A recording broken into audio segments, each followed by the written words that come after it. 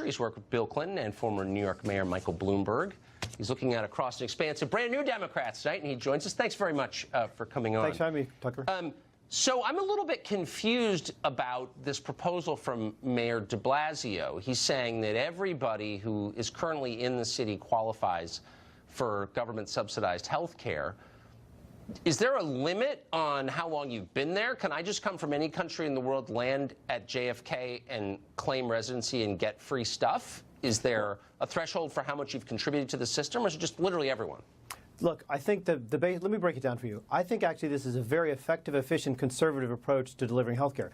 The truth is, undocumented immigrants and those who can't afford health care already get free health care now. They go to the city's emergency room departments. It's a very inefficient way to deliver health care. They go for colds, they go for flus, they go for any number of things. They can't really get mental health treatment. They can't get basic services, so they go to the emergency room. Delivering health care, basic health care, preventative health care through the emergency room is a terribly inefficient way to do it. It's a drain on taxpayer money. This is looking at a way to manage health care better and to be able to sort of give preventive care to these people. I'm very familiar with the talking point, but can I just ask you it's not a talking point, it's true. It's basic economics. Of course it's a talking point. So liberals push for universal access to emergency room care, and when that turns out to be a disaster, they're like, look, we have to give it to everybody because our first proposal didn't work, and you know that is true.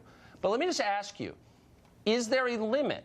So why wouldn't this be an inducement for the world to land at JFK, claim asylum, and all of a sudden get the fruits of the most prosperous society in the history of the world? I mean, I'm sincerely asking. Tucker, that's a good question, Tucker. The fact is, everybody already wants to come to New York. It's a very expensive place to live, but it is the beacon of the entire world. That's why it's America's largest city. People come here from all over the world to try to make it, and it's true. If you can make it here, you can make it anywhere. I think what de Blasio is saying is that if you're here and you don't have money, whether you're undocumented or documented immigrant, or you happen to be a citizen that doesn't have money, you deserve health care. Look, let me spin you down. Hold on. So if I land from country X the next day, am I eligible for this? Am I eligible for a government-subsidized colonoscopy? You'd have mental health screening. Seriously. You'd have to ask the governor. But look, at the end of the day, if you don't really want undocumented immigrants walking around your city, I understand some people don't like that.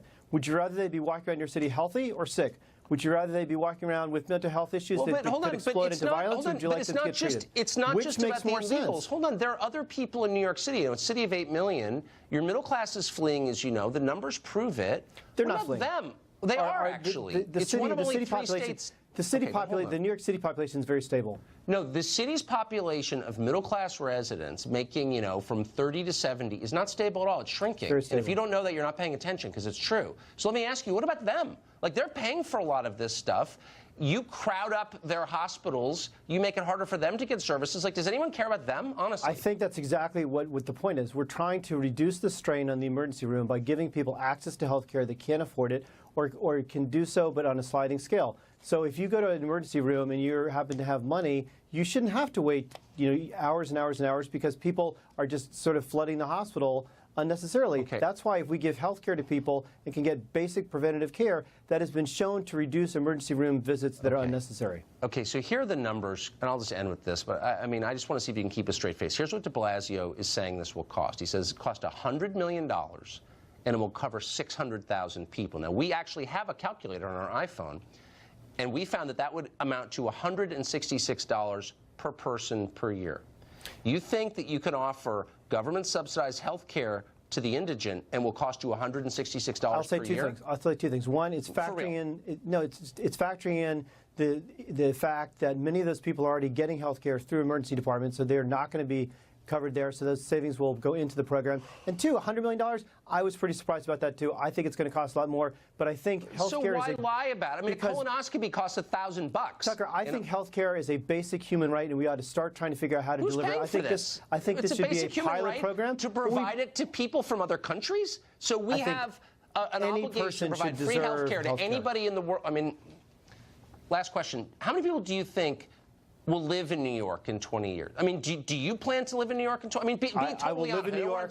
God willing, I will live in New York to the day I die, and I suspect in 20 years the population will be about 10.2 million. Man, I bet you'll be in Florida. I'll be on with you in 2030. I hope you're right. Look, I'm rooting for New York. I don't want it, but it's clearly falling apart. Bernard, thank you very much. Thank you, Tucker. And good luck there. Thank you. Well, a top Democratic donor is facing some pretty serious questions after